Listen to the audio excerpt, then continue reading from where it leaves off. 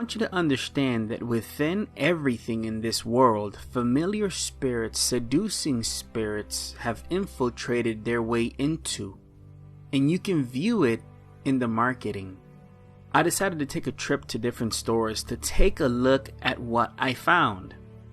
And the common trend is that regardless of what you look at out there, there's deplorable marketing tactics that aim at desensitizing our youth and indoctrinating them into the occult. Take a look at what I found. A clear example, here we are at Ross, and look at these makeups. One does not have to repeat that to see the message that it's bringing forth. So obviously someone's infiltrated the makeup industry and bringing these type of contents to people. Another trip, this time we go to TJ Maxx to see the makeup section. Pretty vulgar. So the message that you're getting from the makeup industry for many of these women are not to be wholesome. This is another example of how through fashion they do different things.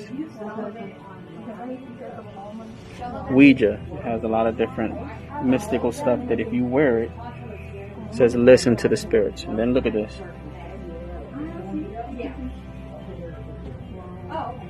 This is obviously aimed to a young audience. Look at this. Once you open up your eyes, you start seeing that this is all around you. All around you.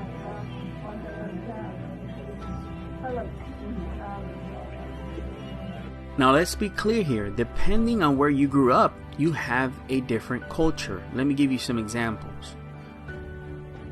If you're from a tribe in Africa, painting your face is something that you normally do. If you're Amish, then you pretty much just milk cows and don't worry about anything like that. Some of them don't even wear deodorant. They put like butter down there or something. I don't know what it is. If you're from like the Caribbean women love to use makeup, right? Depending on your region, depending where you are, your culture has different belief systems in terms of where you're brought up in. You see it in music, right? If you go to certain parts of the world, they're more country music. If you go to other parts of the world, they're more lively music. It's different cultures have different ways of being brought up. So I understand that aspect of it. But one thing I do want to share is that in all aspects of everything in marketing, there's an agenda at play at corrupting our youth. And today we're going to deal with the makeup industry aspect of it. One individual in particular on YouTube who's become extremely popular is an individual called Jeffree Star. And he has two different products. There's so many things I don't know. I don't even know what it is. But let me share with you that this is some crazy stuff. All right. He has one of his makeup thing called Orgy and the other one called Bloodlust. Now, let me share something with you, just an observation. There are a lot of people out there that do sodomy, right? And they try to act like a woman. But let me share with you, any woman that acts like these men are trying to act is a whore. No man wants a woman like that. So that's why I don't understand why is it that when these individuals that say they're transgender want to act like a woman, they act like a whore, like a woman of the night. Check this out.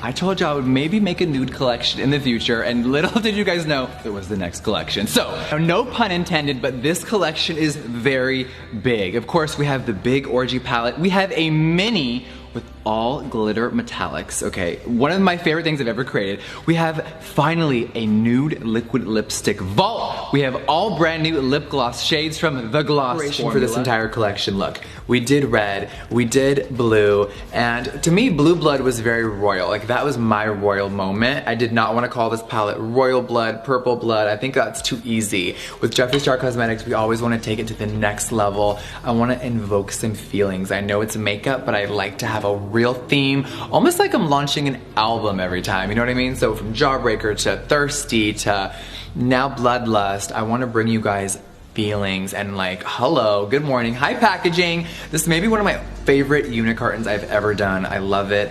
Now when designing this, oh my God, I want it to be very like, yes, there's some royal moments in there, but really dark and dramatic and just very high fashion. So we're about to open up everything right now and play, but I thought for the third installment, we really have to do something sickening, and the Bloodlust collection is all about, it's teetering on a little bit of like vampire love, sex, devotion, and it's just all about passion, and my passion for artistry.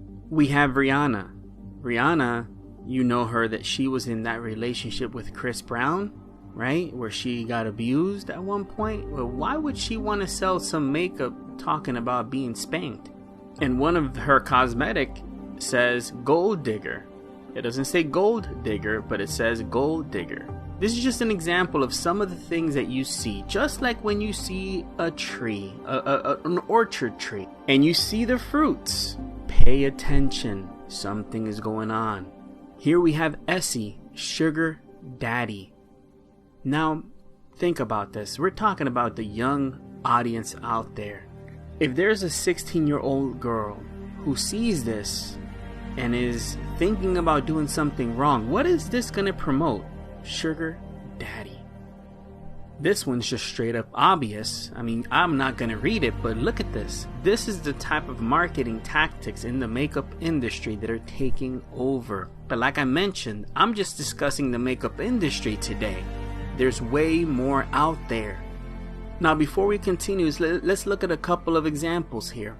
In 2 Kings 9:30, we see Jezebel.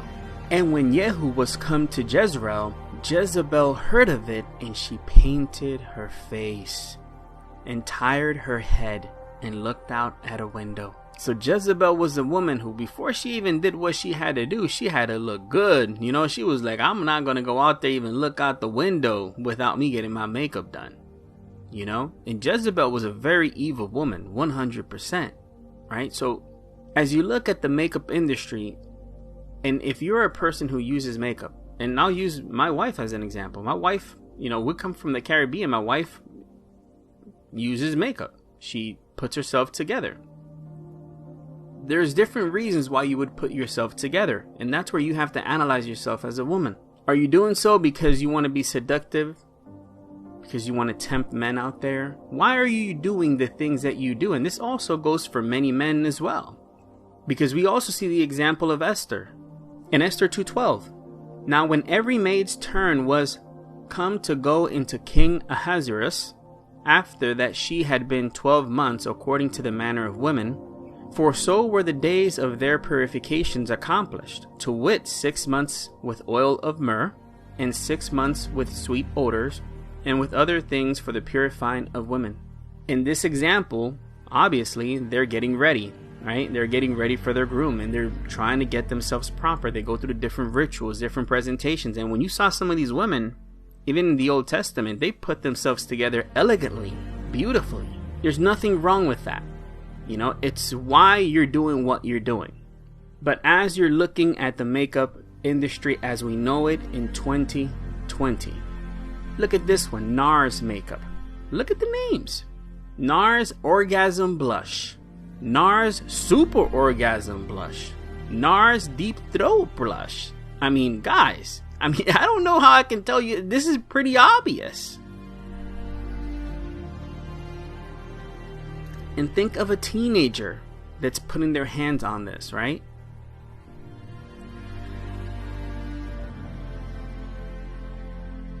This one, I mean, pretty vulgar, nesting, BITCH face. I mean, I'm laughing at some of these things because I just can't believe it. I'll be honest with you. Some of these things are just absolutely bananas, you know? Here we have some sex dust, folks. Here, Tardy, or Tarte, I don't know how you say it. Tardy? Tarta? I have no idea how to say this part, but it's called Sex Kitten. And some of the words inside are rawr, you know, like a little rawr. And then you have Sly. And you have here Too Faced. They have a product called Better Than Sex. They have something called Sex on the Peach. I mean, you have to keep on looking at these things, and then you're going to realize that some of it is pretty demonic. We have Underage Red. Think about that. And that's by that lady called Kat Von D. Pedophilia, folks, promoted via the makeup industry. Now, one of the craziest part of this whole thing is there is now this big phenomenon. We spoke about the guy Jeffree Star, right? Well, he's just a YouTube personality, but there's boy bands out there, K-pop boy bands out there that put makeup on themselves, and these are men. And they be putting makeup on that it's shocking to me to see these men put this on and put on a show out there. And this is something that's now gaining mainstream attention. The K-pop bands, and women like this stuff. And all of this, what it has done slowly but surely, folks, and not just in the makeup industry. Today we're dealing with this, but in every aspect of it, in video games, in clothing, in anything that you can think of, there's an infiltration out there aiming at our younger audience. It's aimed at desensitizing them into what is right and what is wrong. They've ruined the family nucleus in this country completely. And women, instead of doing like Esther and making themselves look, hey, you know what? There's nothing wrong with you putting yourself together. There is something wrong with you doing something to tempt somebody. You see what I'm trying to say? It's a big, big difference. And you have to realize why you're doing what you're doing. Right? And many of these types of marketing campaigns are aimed at, just like when you see a basketball player drinking some Sprite and then going, come on, man. You know, really all that did was just raise your blood sugar. It didn't do no, But it's meant to promote that, hey, that's what you'll get when you drink this Sprite. But really, you're just going to get gas. That's really all you're going to get in cavities.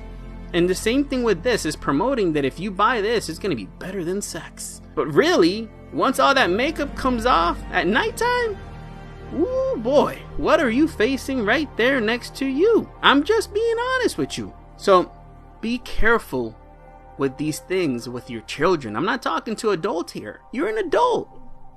To you, the blush is just a blush. You're not looking at these names. But to the younger audience out there, to your teenagers, to your kids, just be careful what they're exposed to. I showed you the Ouija board earrings and apparel. Many parents don't even know that their kids have this wearing in their homes. Imagine your child goes to bed with Ouija apparel in their ears. You may think that means nothing, but that means a lot. Or imagine you put on that Bloodlust by Jeffree Star. That guy's a demonic dude, man. Okay, whatever inspired that guy to do whatever, I want none of it. And as I mentioned, 1 Timothy 4:1, now the Spirit speaketh expressly that in the latter times some shall depart from the faith, giving heed to seducing spirits and doctrines of devils. As you look at the NBA and you look at all these men wearing purses, right? There's nothing necessarily wrong with a purse, okay? But there is something wrong, in my humble opinion, with a guy using a purse.